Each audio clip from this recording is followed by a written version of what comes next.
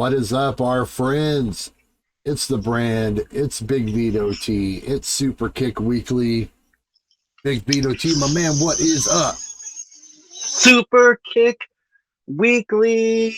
What is up, dude? Ow! Too sweet me. I'm loving it. My friend. We're back, baby. The number one podcast, the number one wrestling podcast in Ireland is coming to you right here. Thank you very much. That's what they say. Thank you very much, Irish people. Yes. I don't know. We're rolling with it. Yeah. Hey, we'll take it. Exactly. So shout out to all of our Irish, I'm Irish. You've got some Irish in you, I'm sure, right? Yeah, I'm sure, yeah. So, damn, it's only fitting. Yeah. They love us. Yeah. They love us over in Ireland. Yeah, let's not make fun of them. No. Let's not make fun of... We can make fun... Because we can make fun of ourselves, right? We're allowed to do that.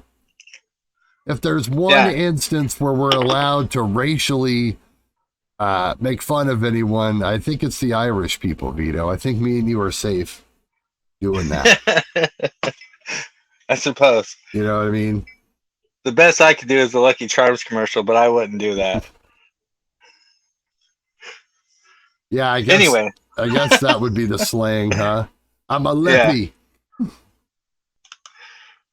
We're freaking leppies. So there's a lot to catch up on, my man. We haven't been on the air in like a month. People probably wondering where the F have we been. Man, just life happens. Yeah. But we were we never planned to leave you. No. That's the important part. Just stuff comes up. We always want to be weekly. It's in the name. Exactly. But can't always get there. Hey, we're here now. We're on vacation. It was summertime. We're rearranging things, but the good news is, Vito, there's so much to talk about and there's so much to catch up on. Yeah. You, my friend, this is what I want to talk about first because we haven't talked about it really, not even real life. We've messaged back and forth about it, but we haven't actually gotten the chance to talk about it. You made a sojourn down south. I did. Into California territory. And you did all kinds of you did all kinds of cool shit, man. You worked a show as a ref for a promotion down there. You went to a con down there. I guess so the wrestling show happened first, right? Yes. Okay. Yeah. I did that Saturday night. All right. So tell us just a little bit about that leading up to it and your experience, so forth, and then we'll go from there. Okay. Give me 1 second. Let me try to pull up the information. But while I'm doing that, I'll just talk about that too. So I got a cousin that lives down there, and he basically told me that if I was in town, that I can come through and I can wrestle for the promotion that's there in Stockton, California. He's the video guy for that promotion, and so I've always been wanting to do that, So I was down there for a family get together, and he said, "Hey, this is the time that you can do this."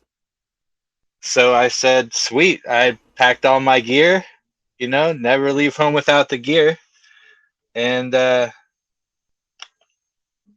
was awesome, dude. It was awesome. I showed up to this place. It was the Eagle something in Stockton, California. I'm trying to pull up all the information. I'm stalling right now. An Eagles building, basically. Yeah, the Eagles Club. Yeah, it was something like that. Hold on 1 second. Yeah, we have one of those in Sutherland around here. Yeah, I'll have the information right here. It is It was Total Wrestling Federation Incorporated. I knew it was Total. I knew it was Total Wrestling. TWF is what it was for. And it was such a good company. The locker room was so cool. All the guys were so cool to me, very welcoming. I can't say more better things about this company. Like, the locker room was so cool. I introduced myself to all the guys like I was taught, and it was just, they all were like, the guys I didn't get to because I was talking about, different things with different guys. They came up to me from the other side of the locker room, introduced themselves to me, Hey, so I'll stop you right there. I have a question about that, right? So what's that? Okay, so you mentioned going and introducing yourself to everybody, right? Yes. So that's an interesting thing we've never talked about, really, even when we were doing the episodes that never happened. Fraternal Order of the Eagles on Bourbon Street in Stockton, California. There we go. I just had to get that through. So, and they run this place regularly. So if you're in the area, check it out, right? Yes. They have weekly and monthly shows. So now, Total Wrestling Federation. If you're in Stockton, Manteca, Lodi, any of those in California, check them out. Now, getting back to the introducing of the cells, Vito, yes. It's interesting that you mentioned that because I was never really formally told to do that by anybody ever in that other place. And beyond that, that was always a weird thing for me because I'd always be hanging out and you never really knew who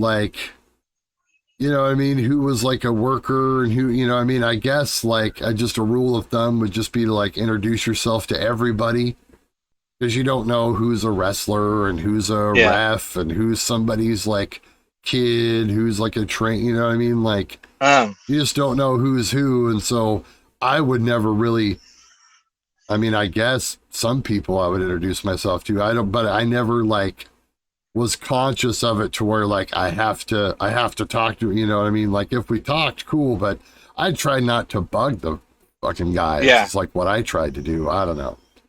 Yeah. My cousin Chris, he was a wrestler when I was young. He's a little older than me.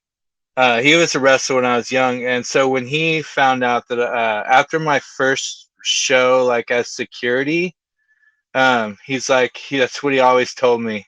He said always introduce yourself and always put yourself out there and help wherever you can, and then that gets you through. He also told me about a little inside information, try to get in with the boys, a couple different things. So I had that a little bit in me beforehand. So that's where I learned it from. Oh, that's cool. Yeah. So I was a little nervous going in this place. Right. I'm not gonna lie. Well, of course, man. It takes some stones to go and I got 25 matches. I think if I were to count them all up, probably right around 25 matches under me. Okay. But I've reffed the same 10 guys. Right. Different matches of the same 10 to 12 guys. There's a limited amount of actual bodies. Yeah. And it's guys that I know. I have somewhat of a working relationship, I guess is the word. So I was going into this, a new state, a new promotion, whole new guys I've never met in Stockton, California. Now, if you don't know where Stockton, California is or what Stockton, California is all about, it's not a happy place, okay? I don't know if you can find most effed up cities in the U.S., but if there's a list that says that, Stockton's on it, okay? So I didn't know what I was walking into, but locker room was cool. The two guys that I talked to that I was reffing, this is what was cool to me, Bran. And and I want to let everybody know that this is how things should work when you have a referee. The two wrestlers should know the referee, and the referee should know the two wrestlers that they're reffing. Like, should have conversations before the match with both guys. Right. It's important. And I didn't know how important it was until this show right here, and it was amazing how smoother the match was because of the conversation we had before the show. A whole new way of doing things, just like.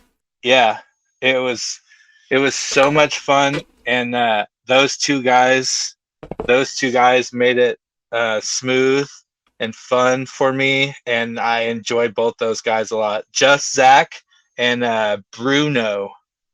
I don't know if Bruno has more of a name. I'm trying to see if he does have more of a name here, but I'm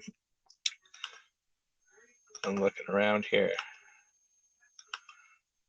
No, can't find it. But no, the company's cool. They have a group called the 209 Click, I think they're called. And they're basically like the NWO. They have they wear a red NWO like looking thing, but it says 209, and they're like brutal dudes. Because 209's the area code for California. All right. Yeah, it was cool. Those guys are cool. I know that was. How was the ring? With 20 by 20, good ring. The ring, I don't know the sizes. The ring seemed big to me. I think it was big. I took pictures and sent them to you, I think. But the ropes. It's hard to tell, yeah. Okay, the ropes. Okay. The ropes I'm used to are big and wrapped in tape, right? They're big ropes. We all know that. Right. These ropes were like little cables, and they were awful. I mean, I didn't bounce off them because I'm a referee, didn't have to, but I know that the guys that I've worked with would hate to bounce off those things. But those are probably the smallest ropes I've ever seen. Okay. And the ring itself, those guys go hardly any padding. It's plywood and a tiny bit of padding, and then that's it, metal. So yeah, they do it hard. They do it hard down there in TWF. Metal on metal. Yep. Okay. Yeah, they're bad down there. So just awesome, man. Just super cool. Yeah. Way cool stuff. Yeah, so I did it. You know, the match went smooth. The finish was the guy worked on his knee the whole time, you know. The finish was I got too close. Guy grabbed my my shirt, and I kind of like brushed it off, and when I did, I turned around and was like fixing my shirt because he ruffled it. You know, I worked really hard pressing the shirt, so I was kind of straightening it out. When I turned around, the guy was on the ground like grabbing himself. Like, yeah, just like grabbing his old private parts. Okay. And then the guy strapped on the figure 4 and he tapped, so it's a good match. Yeah, I enjoyed it. Maybe his favorite wrestler, I guess, was Joey Ryan. I don't know. I mean, might be his no idea why he was grabbing himself, but hey. That might be his main influence. Who knows? You know, Joey Ryan experiencing a whole, well, not experiencing, but inspiring a whole new generation of wrestlers. Yeah. Well, while he was grabbing himself, he was distracted and got the figure 4, so that's how he lost. Was this match, was it like early on? Was it one of the later matches? 2. It was the second matchup? Yeah. Okay. Yeah.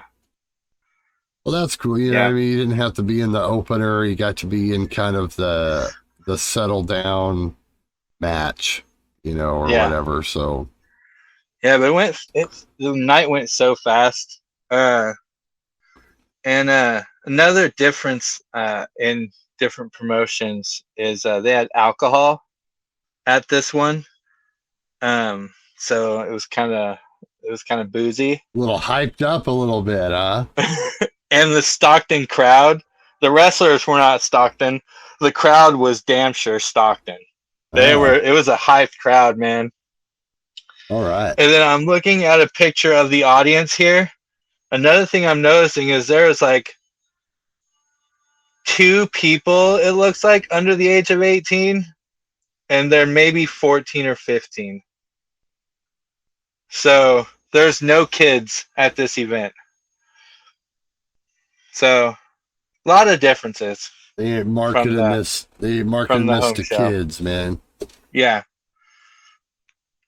But I would always hear those arguments, family friendly versus whatever. We gotta do this and that, like the Attitude Era. Like that's what people want to see. And yeah. I don't know, man. I think you could do either or and be successful. It just kind of, depends on what you want to do. I enjoyed it. I had a lot of fun. It had been, I looked it up while I was there because my aunt was there, my cousins, and just a couple friends, and it was, nice. I looked it up because one of them asked me, and it just shy of a year since I had been in the ring. Ooh, so, right. Yeah. So there's some rust, but I killed it. And everyone said I was welcome back and everything, so. There you go. So, yeah, get some work. Yep. So, in case you're listening out there, Big Vito T currently accepting bookings all up and down the West Coast. Considerations. For a fee, that is. Oh, man. So the fun didn't stop there. Then you went on to this, what was it officially called, this event? This Stockton Con. Stockton Con. Yes, the next morning. Yeah, also, I shout out to him on Facebook. But the same kid, man, I call him a kid because that's actually his nickname. Now that I'm not on Facebook, I can actually talk about this. He's not my blood cousin. His name is Aaron, but I've known him since I was like 5 years old, I think, 5 or 6 years old, and lived across the street, and we were raised basically like cousins. His mom was the babysitter, so we're raised like cousins, and so he's the one that got me into the wrestling gig, and he also has like a little pop culture toy shop thing that he sets up a table and sells at the back of that place. And he also does events. So he has a table at this Stockton Con thing. So he gave me backstage pass. He got me in the back door while the 2 other people I was with had to go in the front door. So that was cool. So yeah. So I worked his booth for him a couple times, which was cool. I sold a couple things for him. I had fun doing that, talking to people about con and stuff. Never done that before. I've always just walked around, but this time I stayed stationary and talked to some people. It was fun. It was a lot of fun. So you were like a co-vendor in this place. Yes. Yeah. Yeah, I was an assistant vendor. Right. Yeah, it was so much fun. But I did do a couple things while I was there.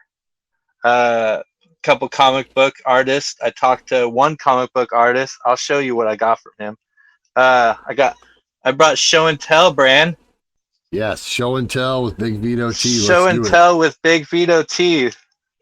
There was an artist named Aubrey Sitterson, and he told me a story about WWE had contacted him, and because they knew he did wrestling stuff. He has his own like independent wrestling comic books, So they had contacted him and said, "Hey, do you want to do something for us?" And he goes, "That's a no-brainer. Yeah, of course I do." And they said, "Well, who do you want to do? Like, who do you want to draw, whatever?" And he said, "Daniel Bryan and Ultimate Warrior." And they said, "Done."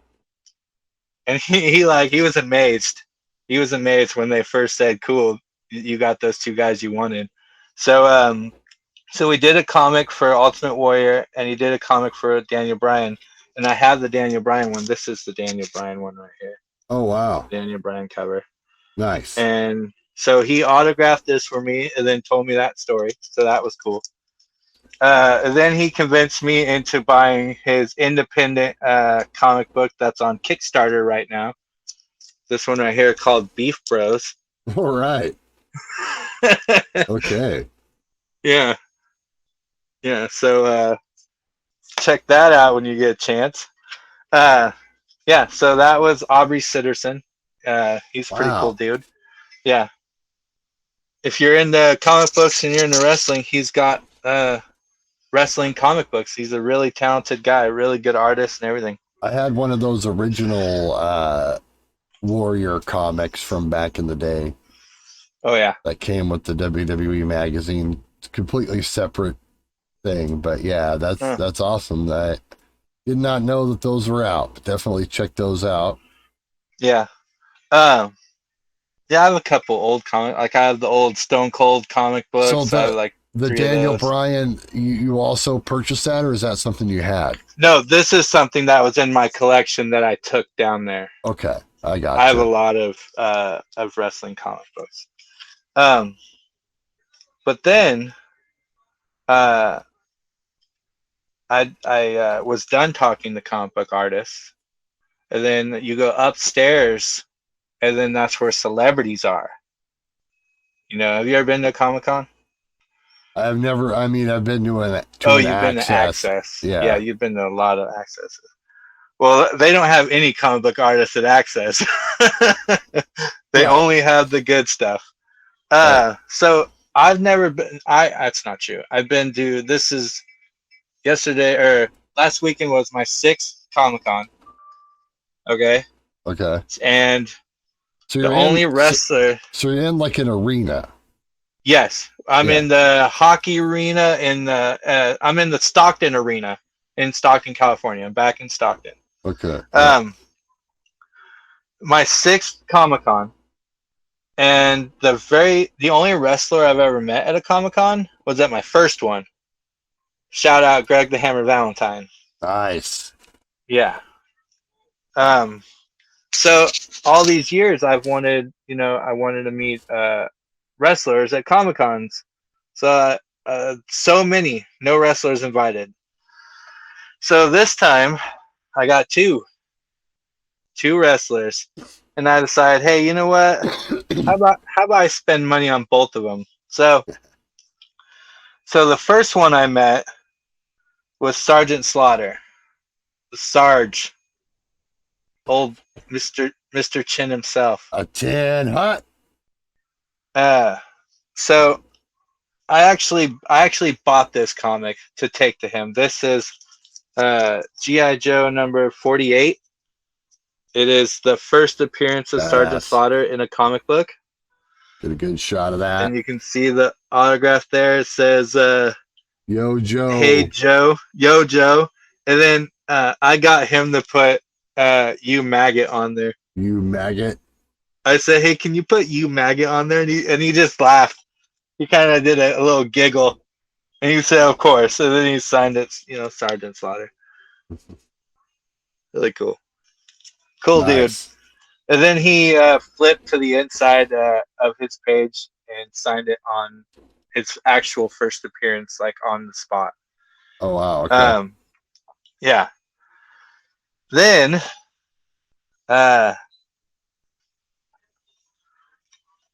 this is the thing I really wanted to do. He was the second to last person announced for the con.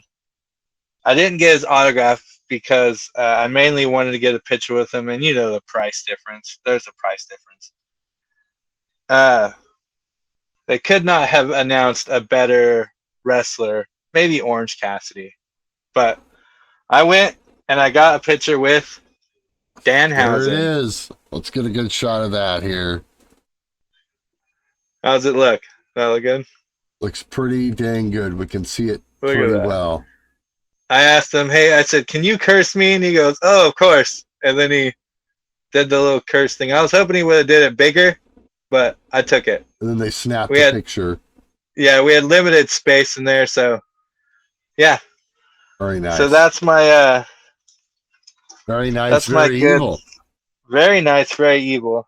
Yeah, so that's my little Comic-Con haul / story. Well, hey, I had a lot of fun.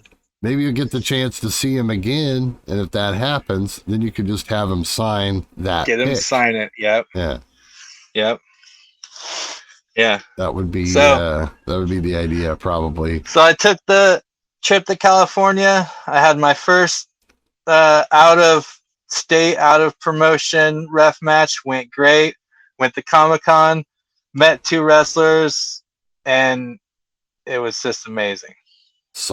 Sergeant Slaughter, man, the Sarge. Yeah. Pretty awesome. But you know what I haven't done? What's that? I'll tell you, Brandon, what I haven't done. And we talked about it so much, and I anticipated it so much, and it just didn't happen for me. And it's Big Vito T.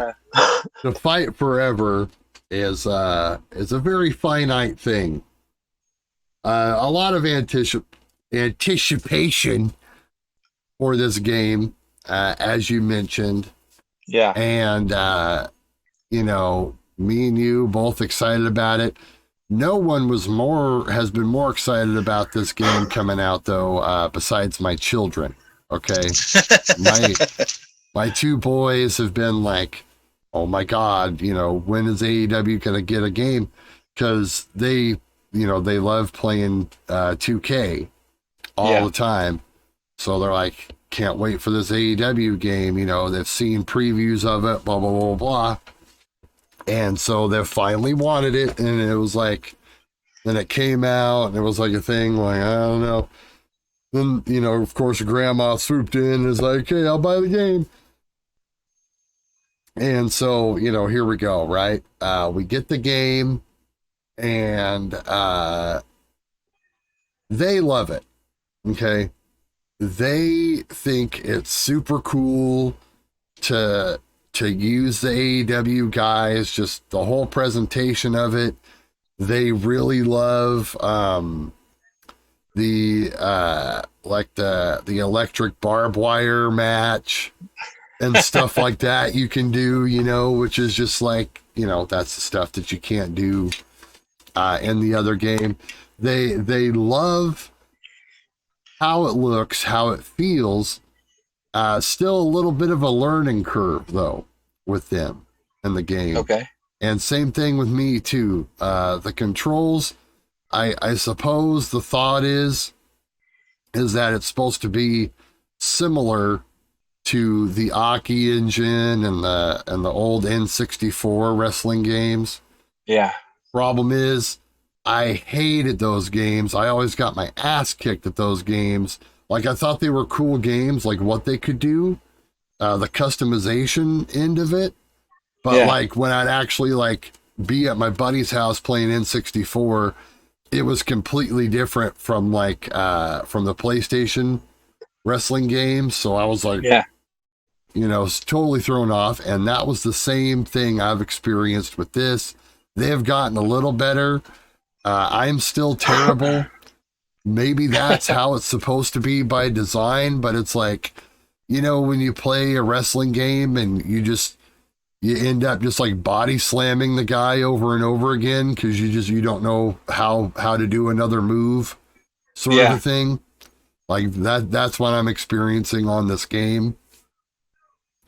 There's certain things that you have to figure out the hard way, like things that it won't tell you in the move list, like how to tag, how to drag, what I mean? Like all those little like nuances of the game. The reversal system is weird. You have separate reversals for strikes and grapples. So you can't just mindlessly hit reversal.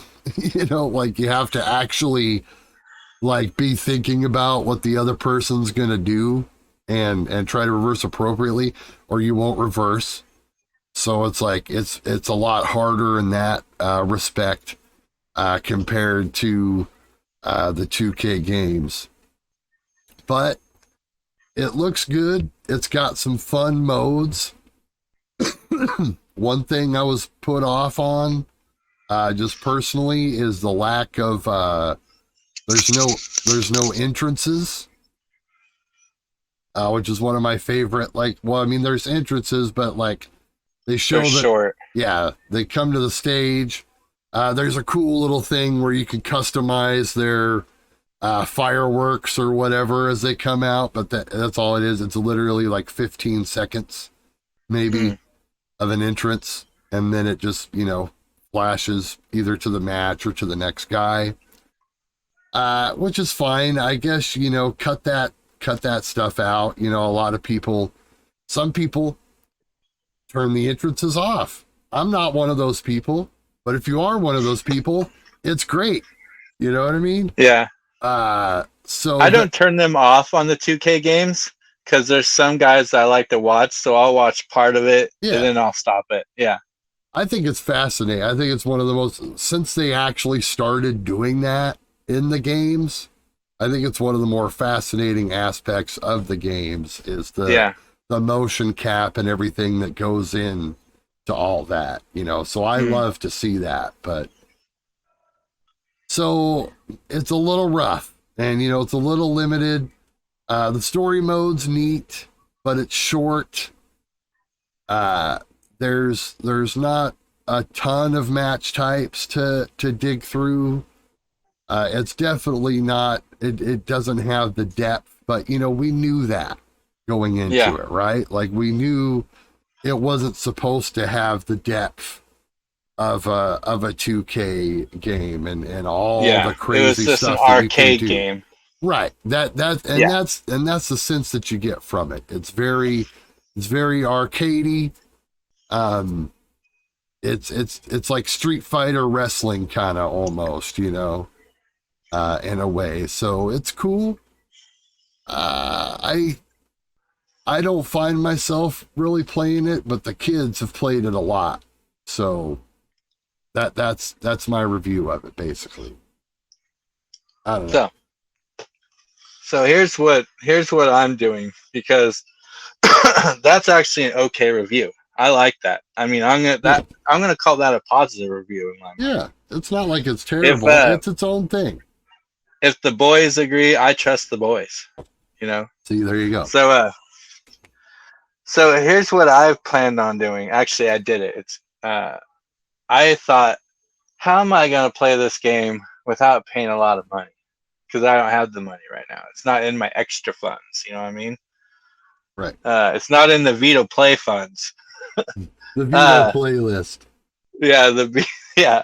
So I thought, hey, wait a minute. There's an old dependable friend of mine called Gamefly. So I thought, let's go check out what Gamefly is going on. Sure enough, 30-day free trial. There you go. Got on Gamefly, 30-day free trial. High availability for Fight Forever. Threw that on my queue last night, and today they shipped it out. So I'm cool. gonna You'll play, actually have a physical disc. What? You'll actually have a physical disc then. Yes. Yeah. That's cool. So I'll be playing that hopefully Monday, possibly Tuesday. So I'll play it for a month, and if I love it, I'll buy it on Black Friday, or I'll pay another $8 to play it for another month. God bless Gamefly.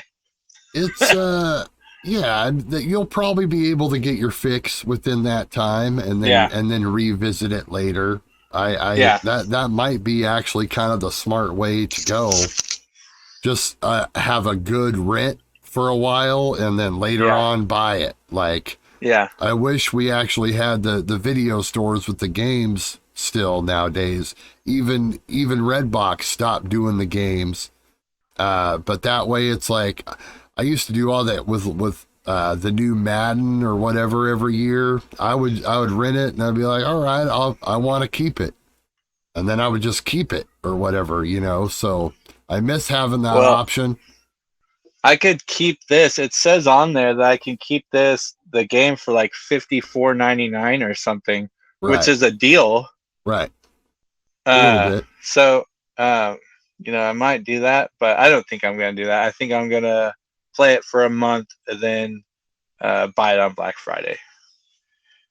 Let me just also mention as well that it just feels nice. You know, it's just a nice thing.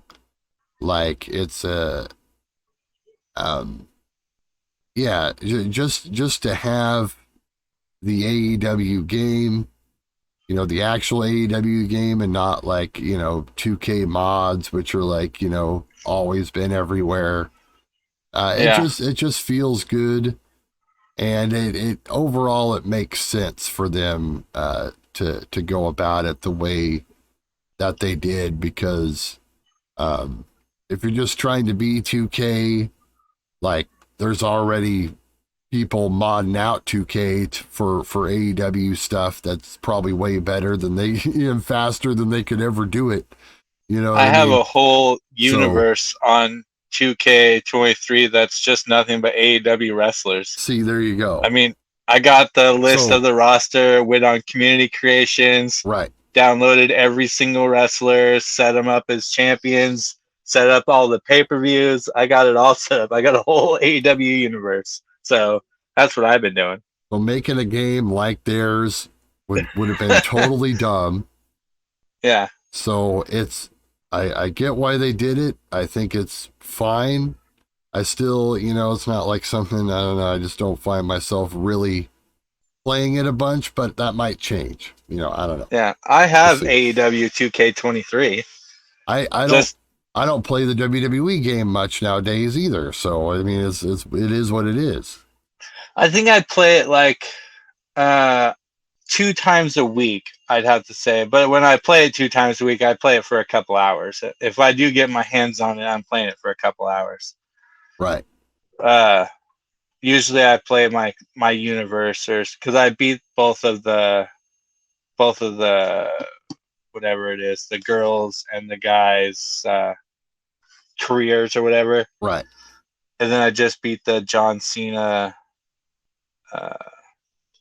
career thing, whatever that was. See, there you go. And that's totally showcase. That's what it's called. Yeah, the showcases, and then the I'll do my career. You know, I don't really mess with the showcases, but I went through the career.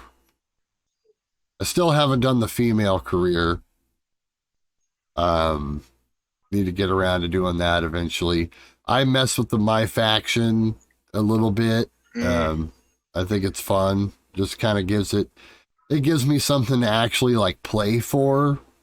Yeah. You know what I mean? Instead of just like playing for like my own entertainment, you know, it's like an actual like competitive type thing, which I kind of enjoy. You know, I couldn't get into it because the first time I tried it was the first day I got it, and I was like, oh yeah, that's cool. I think it was on the last game too, wasn't it? The My Faction thing. I've done it the last few games. Yeah. Yeah. The reason why I can't get into it, because it seems like a phone game to me. Doesn't it? Well, I mean, doesn't it seem like? Have you played WWE Supercard? Yeah. And it's doesn't it seem like something like that? It is very similar to that. Yeah. But, so when I get on my wrestling game, I feel like I want to go play like, I want to go play an actual thing, but that game just kind of seems like a phone game to me. I don't know. I just couldn't get it because you gotta like log in every day and get the bonuses and stuff. I just couldn't get into it. So I like to. I mean, it's just the cards are kind of a separate deal. Like I'll get whatever free cards they throw at me, and that's kind of a whole other thing. Yeah. But I'll just go on there just to play the challenges and just to get through like all my points. Like I haven't bought any packs or anything. I just I go through and just complete those challenges and then it's just like you're just playing the game, but with some incentive, these currencies that they give you. Yeah, it just seems like I don't win a lot. Right. Well, so like the couple times I've played. But you can only wrestle with your cards that you have. Yeah. Is the thing. Yeah. So. I don't know. It just didn't seem like my thing. And then you like the My GM thing, right? I enjoyed the GM mode this year. I'm not good at it. I don't make money. I think I've played through a year like 2 or 3 times, and it seems the last couple times I played it, I actually either won the year or made money or whatever I did. It's cool. I lost hours, bro, of the original GM on SmackDown versus Raw 06. Yeah. Me and Jeremy, my brother, we would have games going for days, weeks. It was like whenever we got like a free moment, it was like, all right, fire up SVR and let's get into our GM mode. We got to get to the next pay-per-view or whatever. And it was really fun because we'd sit there and talk out like the strategy and like who we wanted to push. And it was just so much fun. So I love that it's returned. They could make some improvements on it, but I thought it was cool. There's a lot of cool, you could be WCW in it even. That's who I was. Yeah. I guess I just don't have I don't know. I guess I just have the idea of when I play a video game, I don't like to think that much. And with those 2 modes, you got to think a little bit. I don't like doing that. Yeah. That's why I don't play the RPG games, Final Fantasy and Zelda and all. You gotta think about all those, and I just like to play mindless sport games. Give me a football, let me throw that around. Put me in the ring, let me punch people. Give me a skateboard, let me skateboard around. The problem with the GM mode is, yes, the balancing of having to do all the things, and it makes it to where you can't actually plan out things the way you want to plan them out. Is like really the only difficulty I saw in the mode this year. Like, you'll be building the feud, and then all of a sudden all their stamina's gone and you can't have their match on the pay-per-view because they're going to get injured or whatever, or they get injured and then you have to break apart the feud before it even, and just like stupid stuff like that. It should be a lot easier to manage, and I think they'll make those improvements going forward, but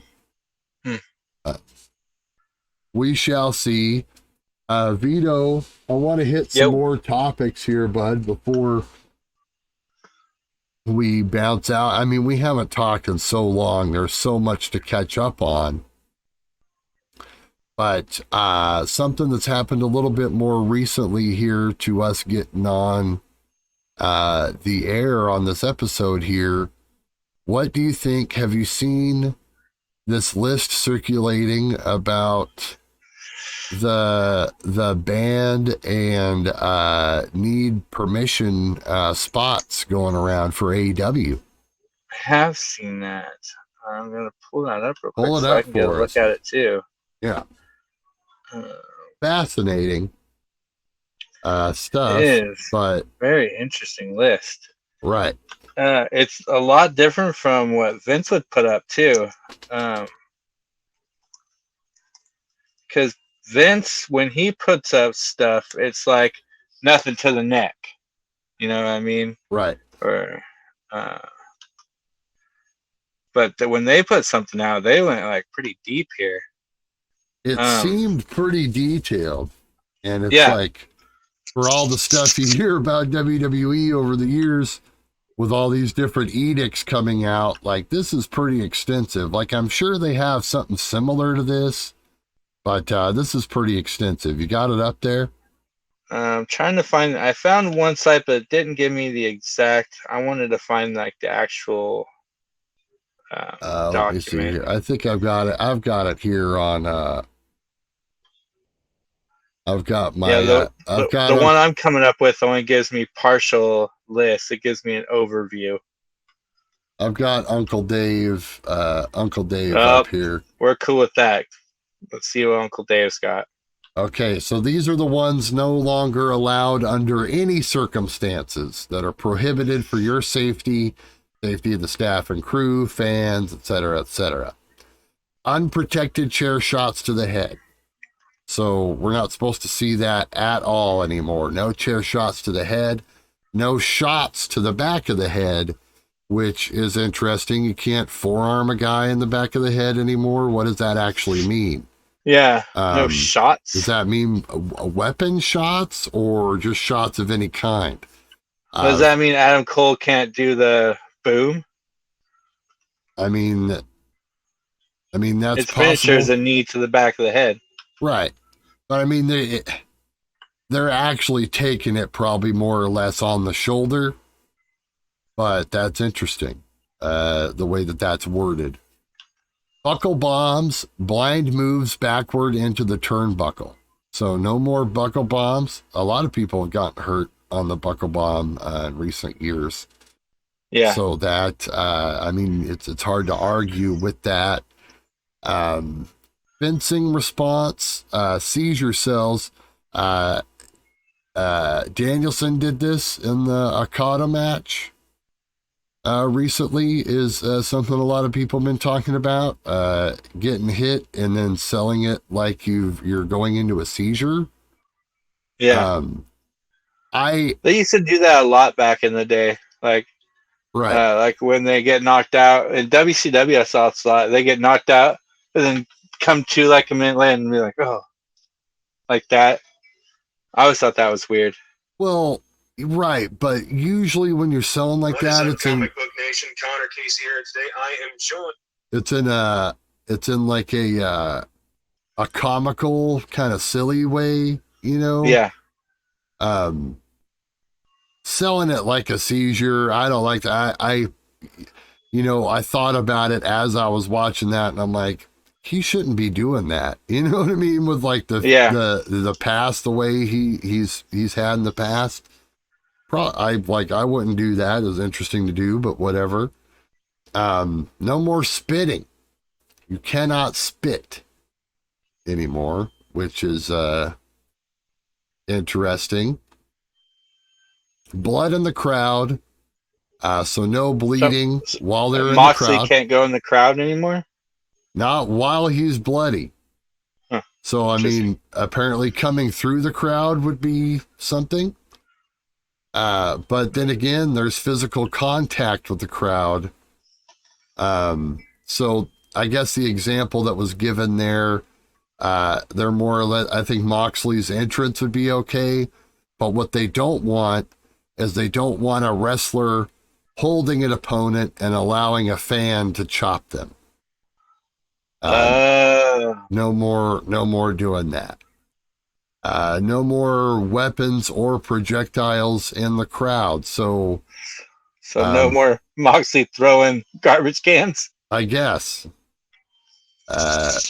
You got to be real careful with the, and of course, if there's like security around, maybe that's not technically in the crowd. So that's another one of those things that just kind of has to be like worked in there and talked about. Yeah.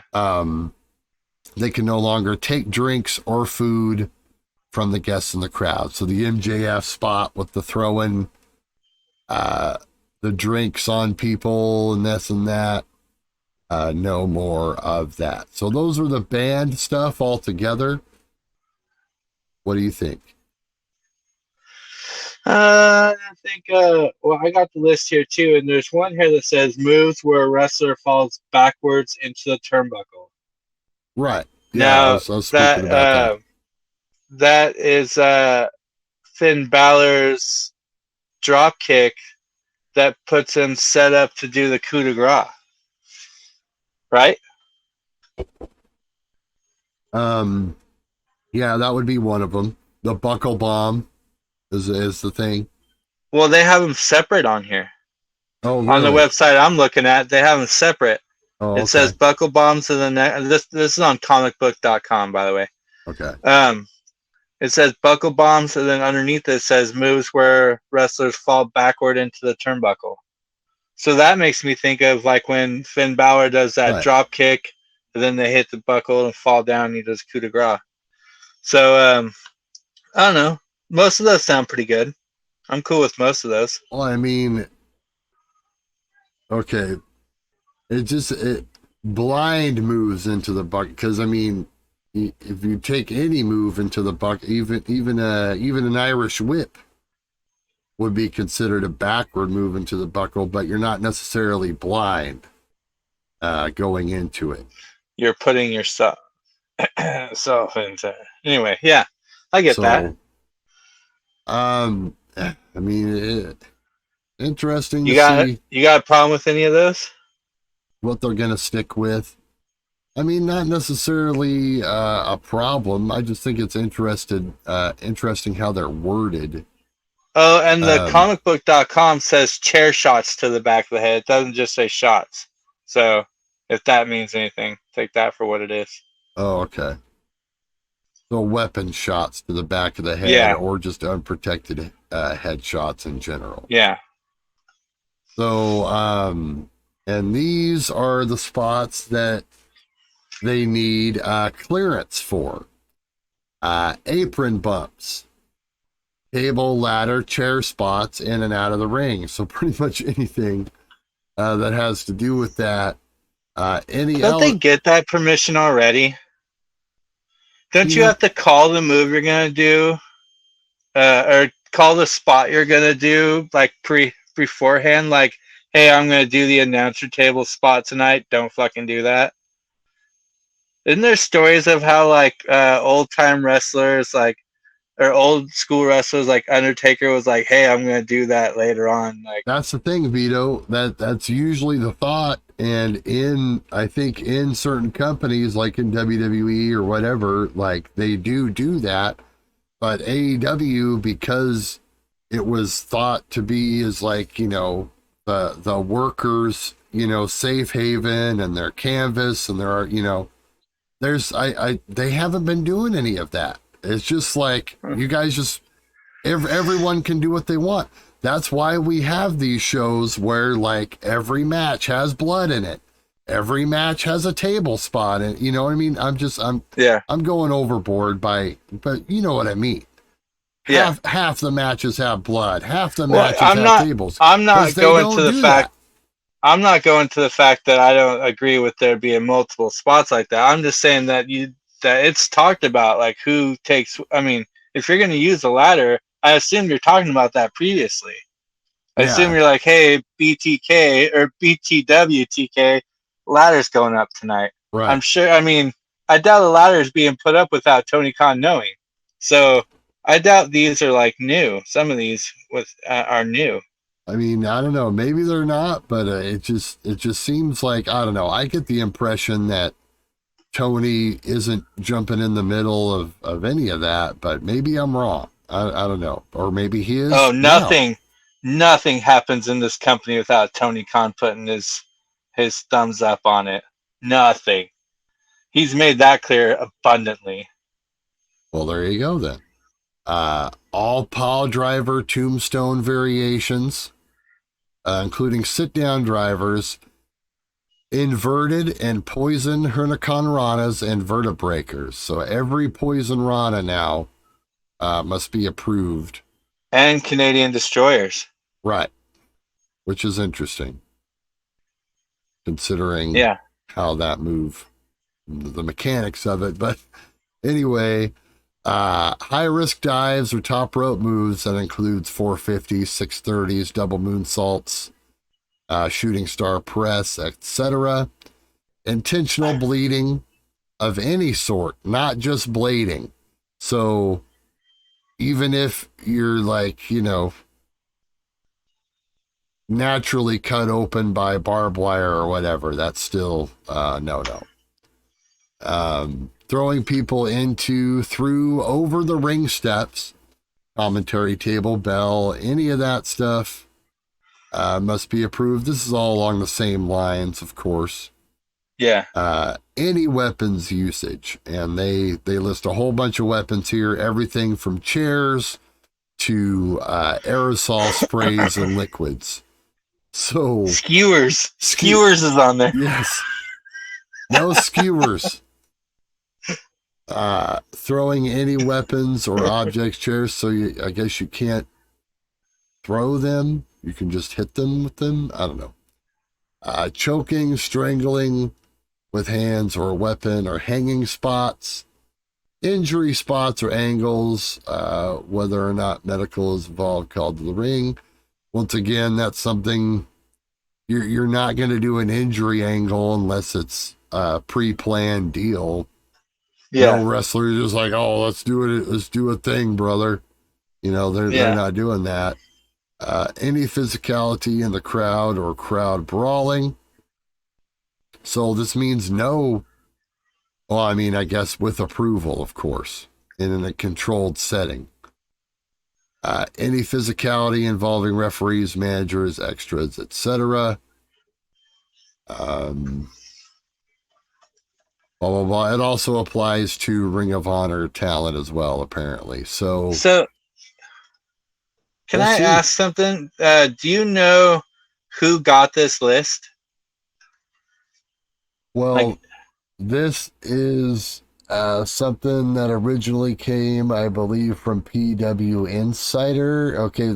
But who? It was first reported. Who originally got this? It was first reported by Fightful, and then PW Insider seconded it and backed it up. So there's two big sources. No, originally. Was this list given to the wrestlers, in the locker room? Was this put online to say, this is what AEW does now? What is this? What is this list? Is this an FYI? This memo was sent to talent earlier in the week. Okay. Yeah. So everyone just got this as a fax, or maybe they were just handed this at the at Dynamite, I guess. I guess that would line up as far as timing, right? I mean, this came out yesterday, Thursday, so it makes sense that at the Dynamite taping, they passed out these papers, and then it hit the news the next day in the news cycle.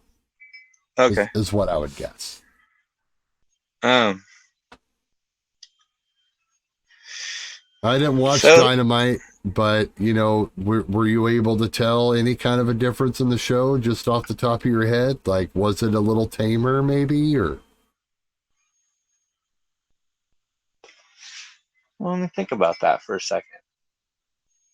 Because if this was passed out pre-show or after show would be another question I would have. I guess there wasn't no crowd brawling. There was no blood, but Commander wrestled Chris Jericho. Plenty of diving on that one. Right. Okay. I'm sure he got permission to walk all over the ropes. Hey, in my match, I'm just going to walk all over the ropes and then twist and do all this stuff. Is that cool? Yeah, go, Commander. You don't care if I walk on this one and that one? And that one and that one? No, go for it. So I think this is basically, now the first part is cool. I don't think any wrestler is going to have a problem with any of that. The second part, I think is just I think it's, what am I trying to say? Depending on who you have to talk to and how you have to do it, I can say that I don't think it'd be a problem, because I feel like all this is necessary maybe, or obvious, because I mean, let's not bullshit people here. I mean, you go over the matches, people know. I mean, if you don't go over the matches together, then you're gonna get hurt, right? Right. Communication's important in wrestling. Let's just start there. before I go any further, communication is important in wrestling. Okay? So, if you're going to do these right here, then, you're going to have to get permission, of course, if you're going to do some big-ass bump. But spots and bumps on the ring apron and outside, well, it's gonna piss people off that like to call on the spot. If anyone's even doing that in the company right now, I don't really know, but because I think it we've heard that over the years, right? It depends. Some people, some guys, depending on who they're working with, I think is another part of it. Okay, we got it. We can just make it happen out there. We don't really need to talk that much. Other guys would obsess over every detail. You hear the Randy Savage stories about him writing down the spots and all that. So, I don't know. In AEW, I wonder sometimes. I guess they do have agents. Yeah, but a lot Jerry of the Lynn, time, Dean Malenko, a lot of those guys. Mark Henry, Arn Anderson, all those guys are back there going over matches and stuff. I've heard lots of stories. Sammy Guevara does most of this shit in his matches.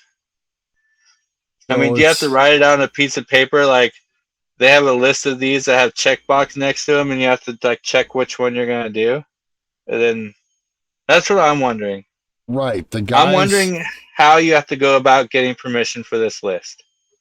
Some guys don't want to think about, you know what I mean? Like, I could see myself, if I was one of those guys that just called on the fly for the most part, like, how are you supposed to get permission for something that you're creating on the spot?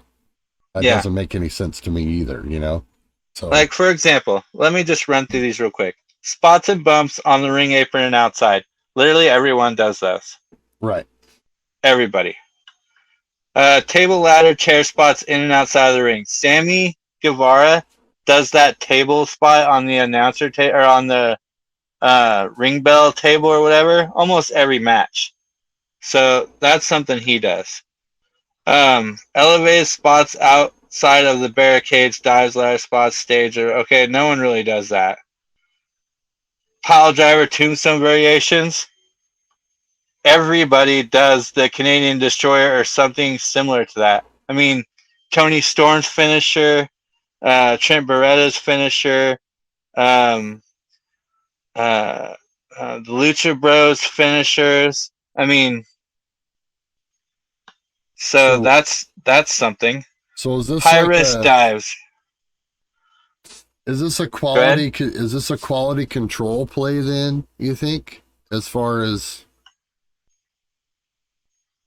I'm not exactly sure.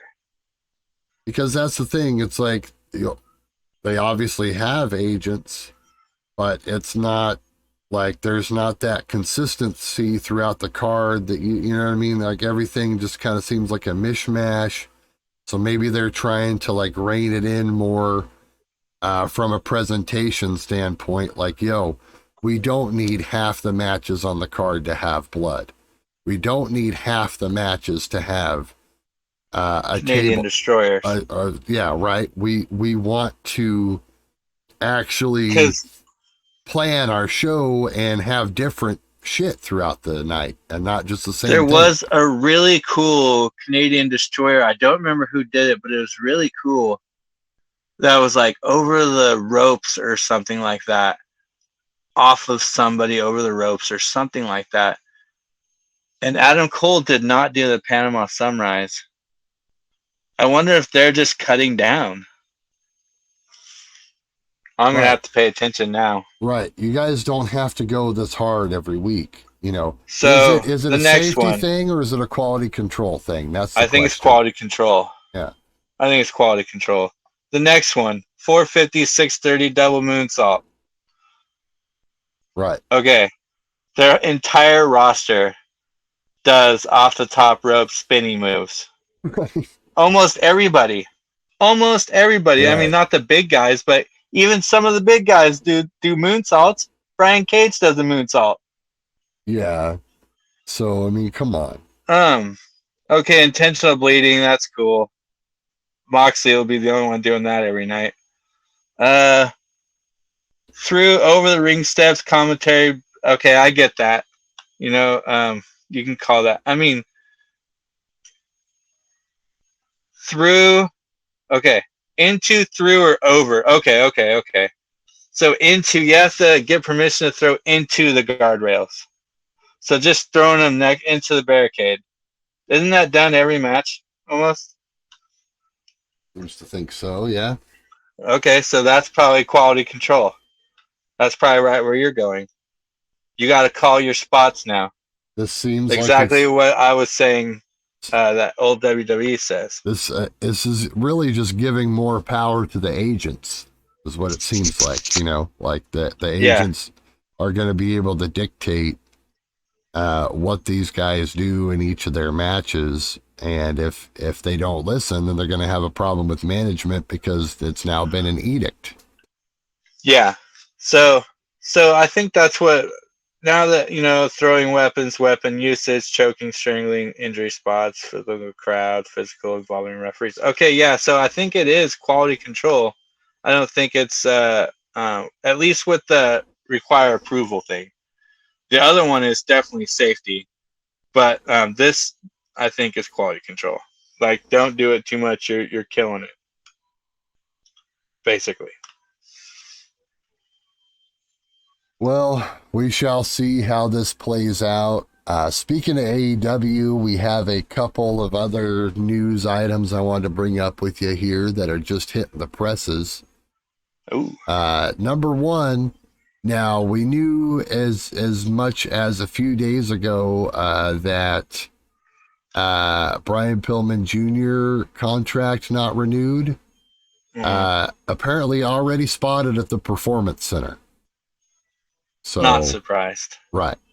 So coming to NXT soon, maybe him and Braun Breaker will be a tag team or something, or they'll feud. You know, that might be neat. Braun Breaker. And it is official. All In London is going to be on pay-per-view on August 27th. This has just been officially announced, apparently. Oh, that's great. Wembley's going to be a good show. They haven't announced a single match for it, have they? I don't believe so, but that would be the next pay-per-view, right? There's not one before that? No, but did you hear that there is pressure from the parent company of AEW to get more pay-per-views? Really? Yeah. Well, let's see here. There is. Let's see, where's my news at? There we go. Let's see, where's it at? Warner Brothers Discovery says that they would like the pay-per-views to go to, is it every month? It says. Yeah, if this is a deal with Max, and Max is guaranteeing them the money for a 12 pay-per-views. So if a certain deal goes through, I'm not sure of this exact thing here. Yeah, it was reported AEW's current negotiations with Warner Bros. Discovery for a new TV deal have included talk of ramping up the promotion schedule of pay-per-view events, possibly to the point of going monthly. That's through Wrestling Incorporated. What do you think about that? Yeah, I'm seeing part of this here as well. So, from what I gather, the quote that I'm reading here off of the Observer website, just basically he was asked about them moving to 12 pay-per-views.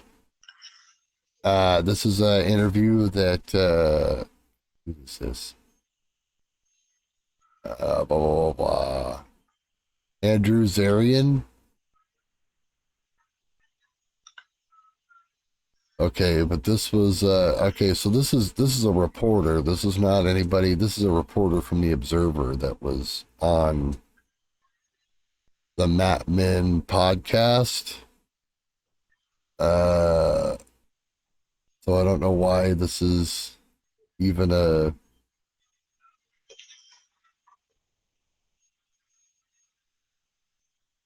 Yeah, this says Fightful Select provides another update from Warner Bros. Discovery sources. According to those sources, one of the major proposals from Warner Bros. Discovery involves the very likely possibility of significantly extending AEW pay-per-view schedule.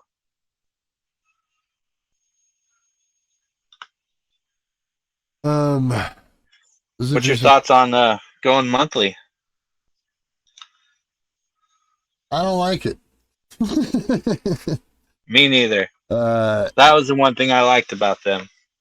To me, it's like, from a mathematical standpoint, right? Like, you can justify your and now it's even changed, right? Because like I think Peacock's only like $5 a month or whatever.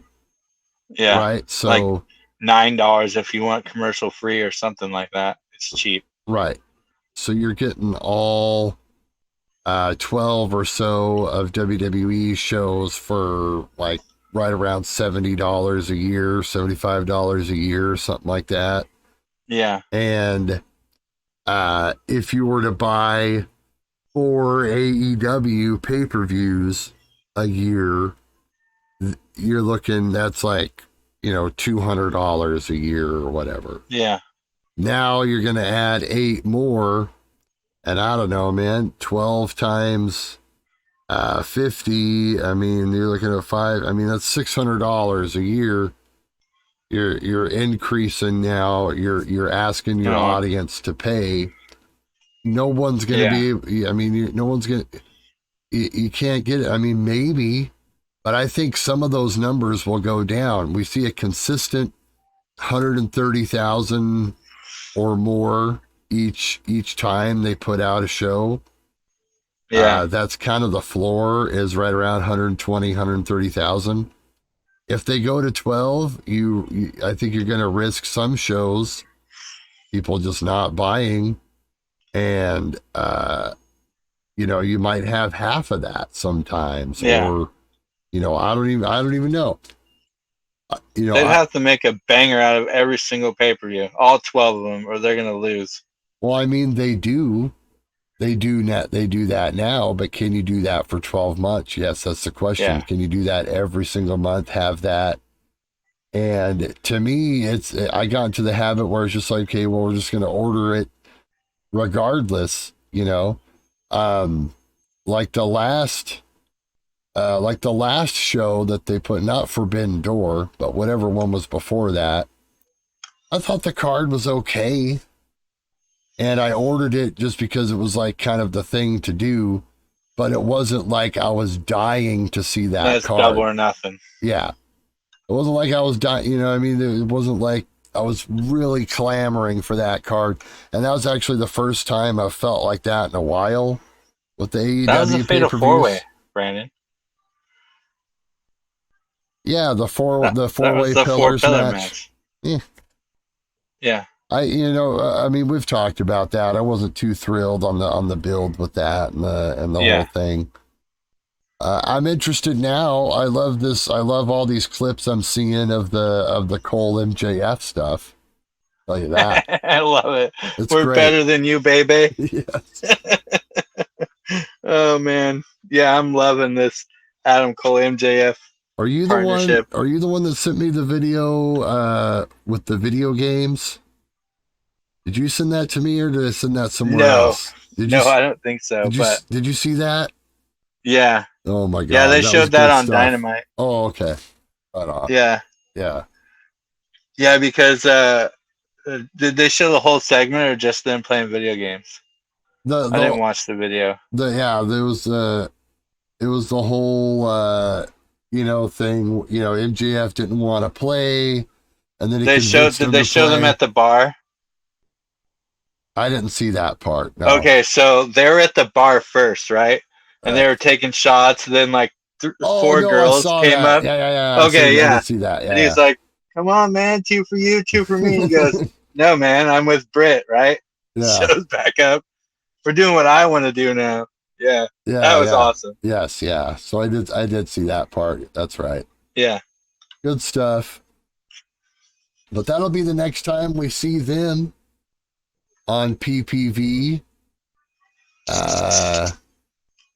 Yeah, SummerSlam coming up soon.